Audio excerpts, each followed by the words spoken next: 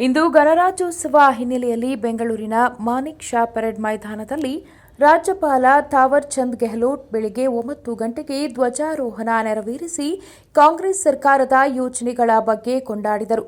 ರಾಜ್ಯದ ಜನರನ್ನು ಉದ್ದೇಶಿಸಿ ಮಾತನಾಡಿದ ಅವರು, ನಾಡಿನ ಸಮಸ್ತ ಜನತೆಗೆ 75ನೇ ಗಣರಾಜ್ಯೋತ್ಸವದ ಶುಭಾಶಯಗಳು.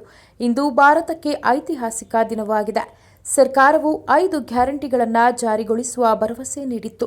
ಅದರಂತೆ ಎಲ್ಲ 5 ಗ್ಯಾರಂಟಿಗಳನ್ನು ಅನುಷ್ಠಾನಗೊಳಿಸಲಾಗಿದೆ ಎಂದು ತಿಳಿಸಿದರು.